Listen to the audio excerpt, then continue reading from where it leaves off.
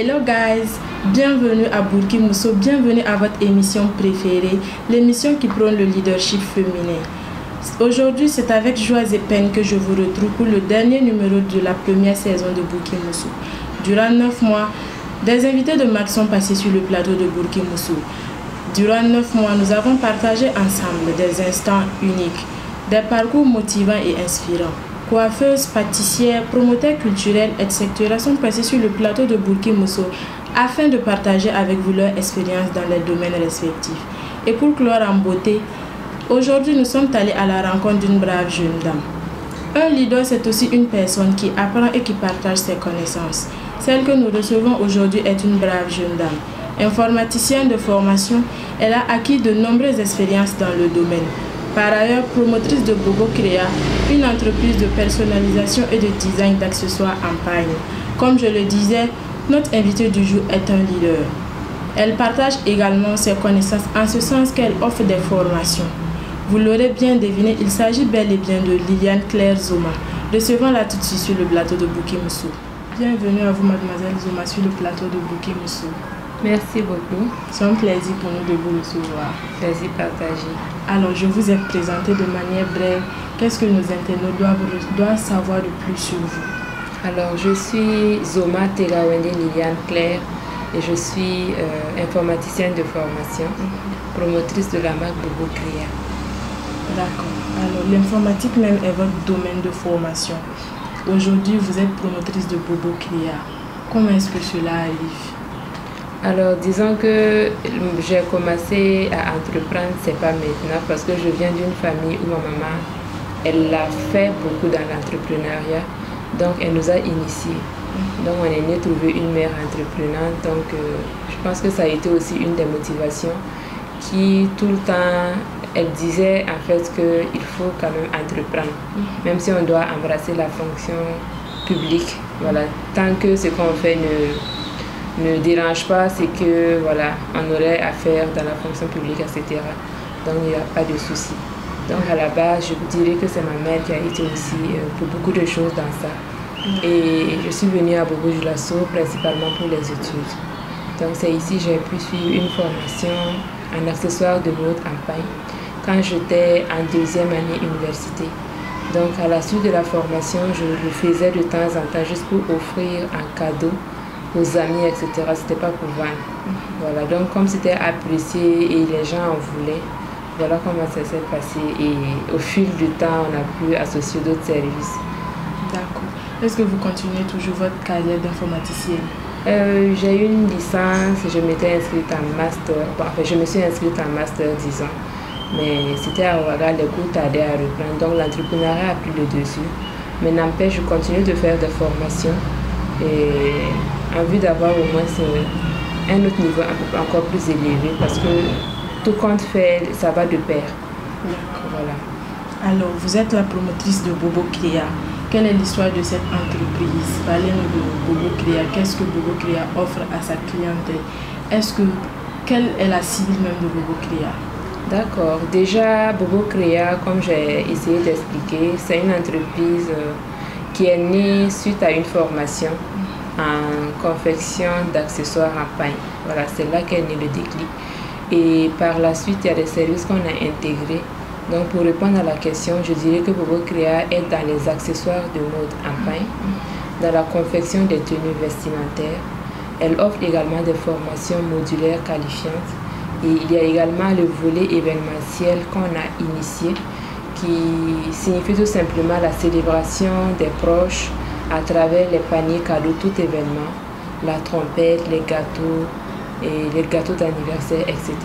Donc c'est ce que fait Bobo Créa.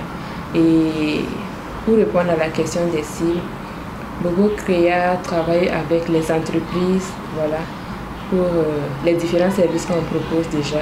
Il y a aussi les particuliers qui sont là, mais notre cible principalement c'est beaucoup plus les entreprises, les associations, voilà, mais les particuliers également, on répond à leurs besoins.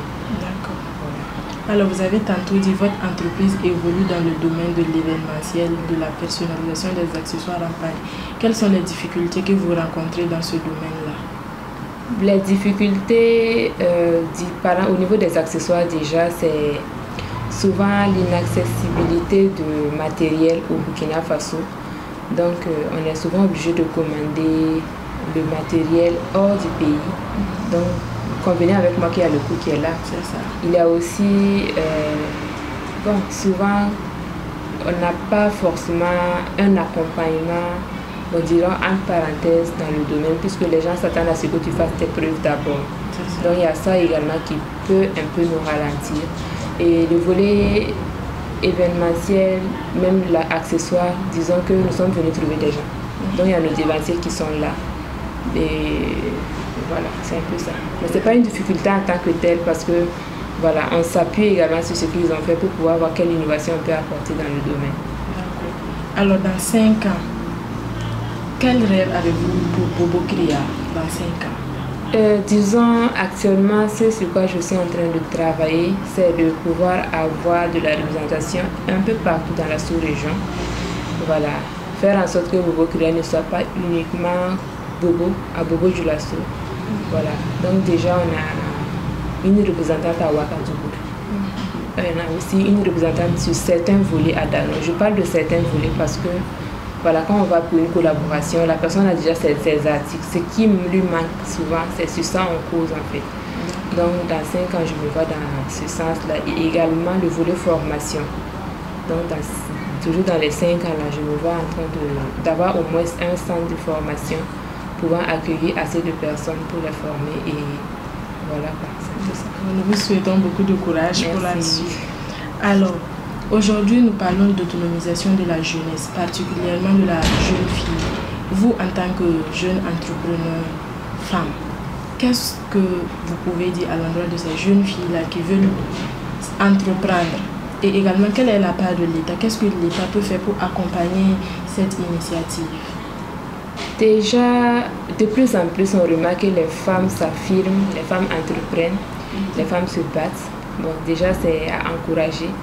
Et la part de la jeune fille, c'est de ne pas baisser en fait les bras. Voilà, parce que quand on est fille et quand on entreprend, c'est pas facile. Il y a les préjugés qui sont là. Il y a aussi la pression familiale qui bloque souvent un tout petit peu. Parce que voilà, on est quand même en Afrique. Voilà, quand tu te bats d'une certaine manière, voilà, on ne te voit pas plus en femme, mais plutôt comme une femme à caractère d'homme. Et bon, souvent ça peut être des blocus qui font que voilà, ça peut ralentir l'élan de la jeune fille, etc. Donc c'est de se forger à avoir un mental assez fort, de se former surtout, parce que voilà, comme on aime le dire, c'est conséquences qui conseillent. Moi, si je devais revenir en arrière, j'allais peut-être plus me former sur mon développement personnel, ma confiance en soi, la gestion financière, etc. Mais je suis tombée dedans et j'ai commencé à faire les formations. Donc, c'est d'inciter ces jeunes filles-là de plus se former, s'informer, de ne pas avoir peur d'approcher les devanciers. Voilà, de briser cette idée souvent qu'on a de dire, voilà, ce sont mes concurrents, voilà, que si je pars vers eux et tout. Toujours est-il qu'ils t'ont dévancé dedans. Donc, voilà, il faut être aussi humble, il faut aussi avoir ce mental fort au point de ne pas se laisser influencer. Voilà, on peut être dans l'entrepreneuriat, mais on n'a pas les mêmes chances. Quelqu'un peut venir peut-être demain et te dépasser. Voilà, il faut juste fixer les objectifs. Voilà, et puis suivre ça. Donc, il ne faut pas croire que tu es en retard tout le temps et vouloir voilà, te surpasser et aller au-delà de tes limites et de tes moyens. Voilà. Maintenant, par rapport à l'État, voilà, je pense qu'actuellement, les choses évoluent. L'État se bat tant bien que mal pour inciter les jeunes à entreprendre, à exploiter nos ressources qu'on a déjà et tout. Donc, c'est de les inviter également à toujours continuer dans ce élan-là et aussi faciliter aussi l'accès au financement aux jeunes entrepreneurs. Parce que souvent, les fonds sont là, mais les conditions à remplir pour pouvoir avoir accès freinent. Donc, pour pouvoir avoir un financement, peut-être demander un capital ou du moins, je ne sais pas comment dire ça, un chiffre d'affaires de 10 millions. Pourtant, on parle de PME. C'est ça.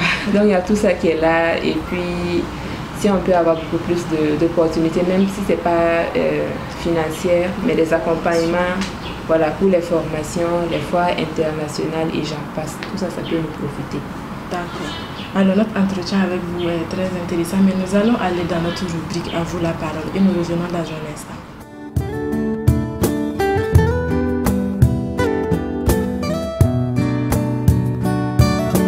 Coucou mes chéris, j'espère que vous allez bien.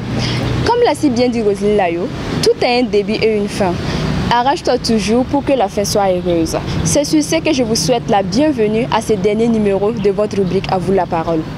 Bonjour ma chérie. Bonjour. Comment allez-vous? Ça va bien chez vous? Nous sommes avec mademoiselle Bao Anita. Enchantée mademoiselle Barreau. Bienvenue sur la rubrique À vous la parole. Nous avons quelques questions pour vous si ça ne vous dérange pas. Non, allez-y. D'accord. Pour vous, un bon mari c'est? Bon, pour moi, un bon mari c'est celui qui sait respecter. La famille d'abord, sa femme, et puis celui qui est croyant bien sûr. Celui qui sait, il sait bien ce qu'il cherche dans la vie. Très bien. Et pourriez-vous vous marier avec un homme qui vous a trompé la veille de votre mariage avec votre meilleur ami, juste par amour? Je ne dirais pas non. Je peux le faire, à condition que vraiment oui, je sais qu'il m'aime. Vous présentez votre petit copain à votre famille, vous l'aimez et tout ça, mais la famille est contre. Que feriez-vous? Choisirez-vous la famille ou l'amour? Tout d'abord, je ne vais pas faire le choix, mais je vais essayer de raisonner la famille. Étant donné c'est quelque chose qu'ils ont pu voir au cas qui ne les a pas plu. Si je les raisonne maintenant et que vraiment ça ne marche pas, donc on laisse tomber. D'accord, donc vous choisissez votre gars. Super, merci pour vos différentes réponses et surtout passez une excellente journée. Merci à vous. Bienvenue à vous sur la rubrique À vous la parole. Nous avons juste quelques questions à vous poser si cela ne vous dérange pas. Il n'y a pas de problème. D'accord.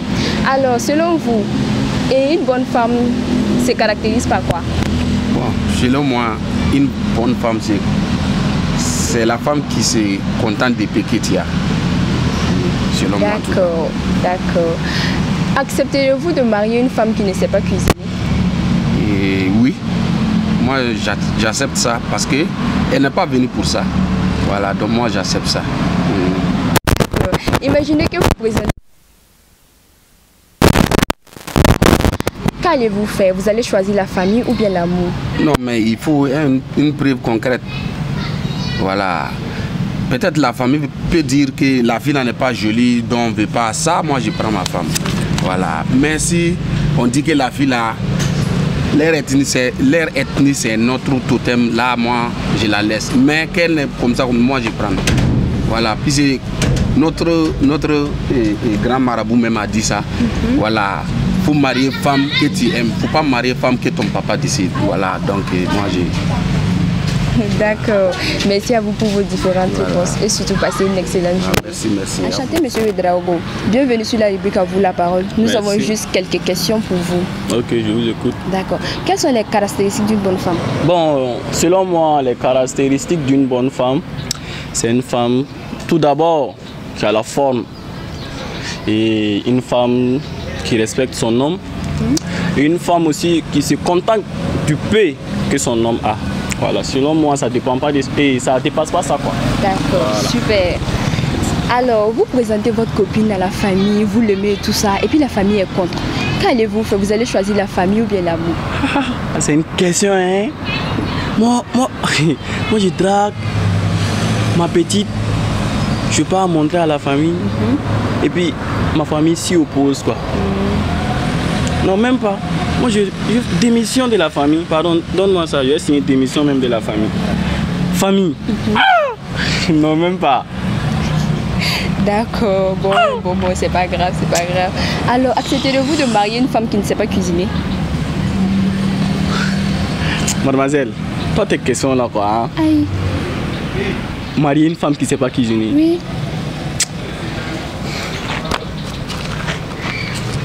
Hey, Ouf, il faut que je reprenne mon souffle. J'arrive pas à croire ce qui vient de se passer tout de suite.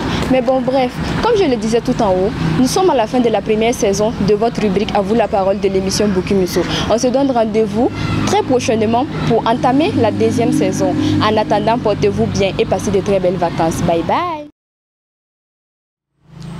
Chers internautes, nous sommes de retour sur le plateau de Bukimuso.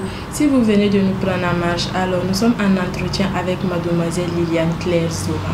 Alors mademoiselle Zoma, vous avez suivi avec nous l'avis de nos internautes. Alors je vous repose ces mêmes questions.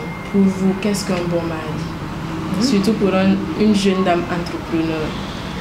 Alors, je vais tout de suite dire qu'un bon mari se définit par le comportement qu'il a vis-à-vis de toi. Et pour nous les entrepreneurs, on souhaite beaucoup plus avoir quelqu'un de compréhensif, voilà, quelqu'un qui puisse nous épauler dans le respect, voilà, la considération et tout. D'accord. Alors si jamais vous décidez de présenter votre compagnon à la famille et que la famille s'y oppose, que choisirez-vous? La famille ou l'amour? Les questions de cœur là, c'est souvent compliqué. Bon, c'est de savoir déjà pourquoi la famille s'y oppose. Parce que moi j'ai la chance quand même d'être d'une famille assez compréhensive, je dirais, qui ne sont pas dans le jugement par rapport à la religion, voilà, etc. Je pense que c'est déjà une chance pour nous. Donc c'est de savoir vraiment pourquoi ils s'y opposent. Parce que souvent ce que les parents voient aussi, non, on ne le voit pas tout de suite. Voilà. Maintenant, si je peux les convaincre à accepter la personne et que la personne aussi est prête à montrer ses preuves aussi, je pense que ça peut y aller. Mais tout dépend de la famille. Donc, vraiment, cette question-là, c'est compliqué pour moi de répondre parce que je ne suis pas dans cette réalité où mes parents sont assez trop stricts. Voilà. Et ils comprennent en fait. Ils essaient de mettre les gens, voilà, de comprendre et puis voilà. D'accord, pas de souci. Merci à vous pour votre avis. Nous allons aller dans notre rubrique Kunafoli et nous revenons dans un instant.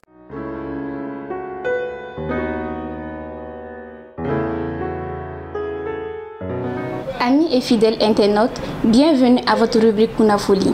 La belle cité de Sia est une ville riche en culture et en tradition.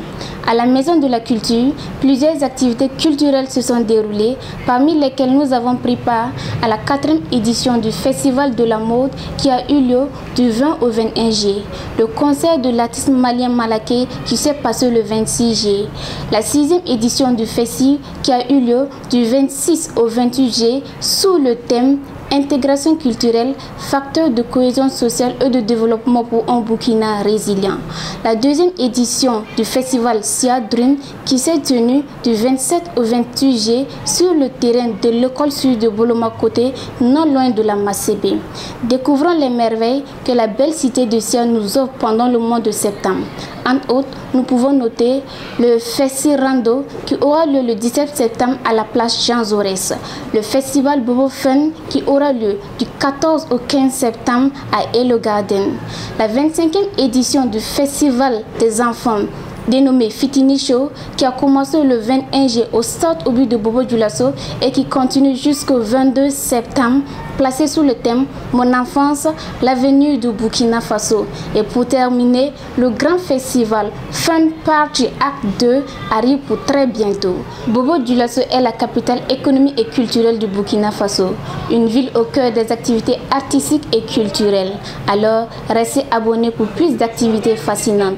Chers internautes, nous sommes à la fin du dernier numéro qui marque la fin de la première saison. Alors, restez abonnés pour la 2e saison. Au revoir, bye bye et à bientôt. Alors, mademoiselle Zoma, notre entretien avec vous tire déjà vers sa fin. Mais avant de terminer, nous allons passer à notre jeu de la boîte magique. C'est un jeu qui consiste à tirer un bout de papier dans la boîte magique et c'est un défi qu'on vous lance.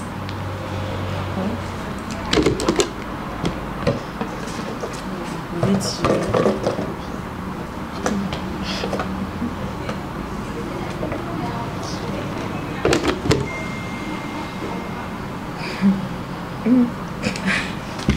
Je vais lire. Je vais lire pour vous. Faites une déclaration d'amour à votre imaginaire copain. Une déclaration d'amour. Bon, je ne suis pas poète. Mais vous êtes dans l'événementiel, vous allez lui faire des surprises. Oui, c'est vrai. Alors, c'est de lui dire merci infiniment pour le soutien inconditionnel. Merci pour ses sacrifices, ses conseils à mes côtés. Merci de supporter, voilà, parce qu'un entrepreneur, c'est souvent la dépression, etc. Voilà, c'est souvent que je ne suis pas assez disponible, mais on se comprend. Donc, c'est lui dire merci et qu'il compte beaucoup pour nous. Voilà. Merci beaucoup à vous. Ce fut un plaisir pour nous de passer ces instants avec vous. Nous sommes déjà à la fin de notre entretien. Quel est votre mot de fin? Déjà, merci à vous pour l'initiative. Merci à vous de mettre en lumière des jeunes entrepreneurs. Voilà ce que j'aimerais dire, et c'est à l'endroit de mes sœurs de ne pas vraiment hésiter, de ne pas avoir de limites.